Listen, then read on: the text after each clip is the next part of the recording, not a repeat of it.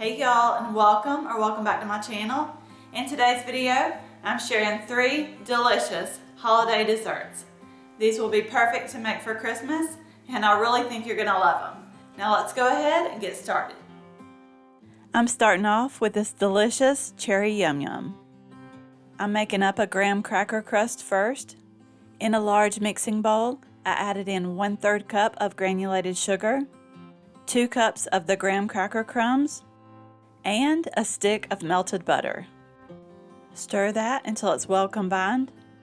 It should look kinda like wet sand. I'm using a 9x9 baking dish for this. Now I'm pouring in only about 2/3 of that crust. I save the rest to sprinkle on top at the end. Spread them out evenly and pack them down into the bottom of that dish. I had actually seen Jessica O'Donoghue make this a few weeks ago, and I've been craving it ever since. I put that crust in the refrigerator to chill while I started on the filling. To a large bowl, add in 1 packet of Dream Whip, along with 1/2 cup of milk. I mixed that with my electric mixer because it will take a few minutes. Continue to do that until that mixture thickens. Next, I added in 3/4 cup of sugar, 8 ounces of softened cream cheese, and 2 teaspoons of vanilla extract. Now mix that until it's smooth and creamy, and that cream cheese is very well combined. If your cream cheese is too cold, it will be hard to combine, and it may be a little on the chunky side. When that's mixed together, grab your graham cracker crust out of the refrigerator and add in 1/2 of that mixture. Spread it out as best as you can. Now you can really get creative here and add in any kind of pie filling you like. I'm using a 22-ounce can of cherry pie filling, but apple or blueberry would be good too. I spread that out and tried to evenly distribute those cherries. That's my favorite part. I love anything with cherry pie filling. Now on top of that, I'm adding in the rest of that Dream Whip mixture. I'm using my offset spatula to spread out this layer. Try not to press down too much. That way you don't move those cherries all over the place. And I made sure to spread it all the way to the edges. Then I grabbed those leftover graham cracker crumbs and sprinkled on top. And that is all there is to it. It is so hard to not eat this right away.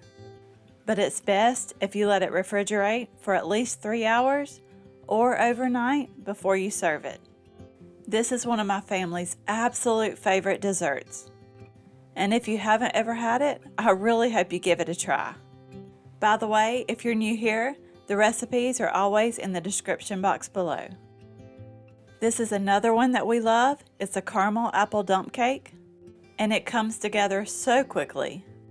To a greased 9x13 baking dish, I added 2 cans of apple pie filling. Those cans are 21 ounces each. I spread them out into an even layer. After that, I poured over about 1/3 of a cup of the Hershey's caramel sauce.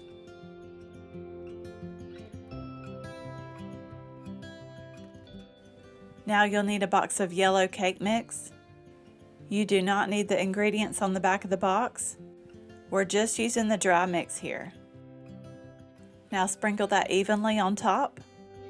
You'll use the entire cake mix.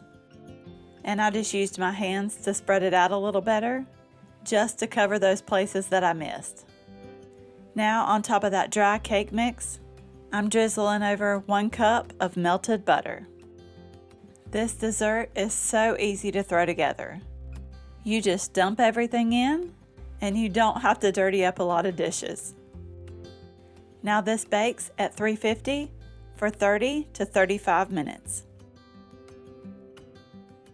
I love to have this while it's still warm, topped with vanilla ice cream and a little more caramel sauce. It is so good. And this last one is called Nanny's Chocolate Fudge Brownie Cake. To my stand mixer, I added 1 1/4 cups of milk. I just used 2%. Now I'm adding 1 box of chocolate cake mix, followed by 1 box of brownie mix. I'm sure you can tell already that this is going to be delicious. I added in 1 cup of oil and 4 eggs. Then I mixed that until it was very well combined. Now this recipe makes a lot of cake batter. And the first time I made it, I tried to pour it all into my bundt pan and it overflowed in the oven. It was a disaster. I've got a bundt pan here that I've greased and sprayed with the Baker's Joy, and I fill this only 2/3 of the way up.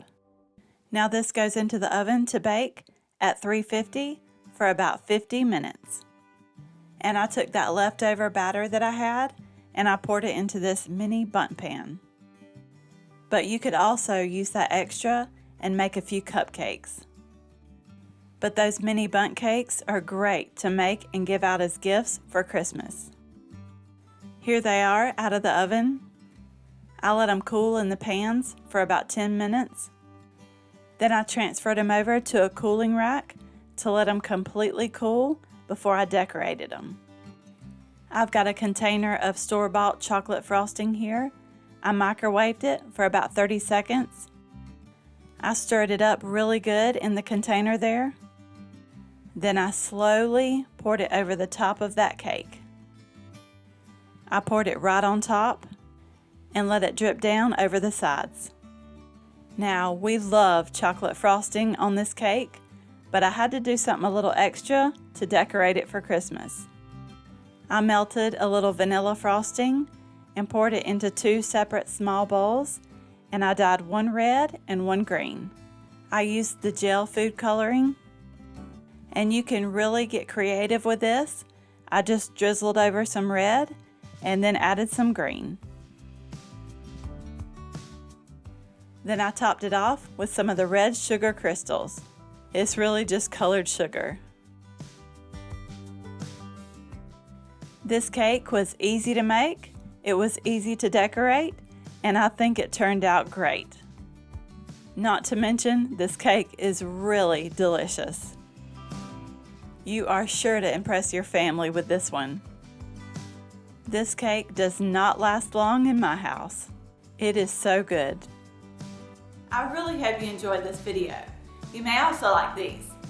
Don't forget to subscribe down below so you don't miss out on any future videos, and I will see you in the next one.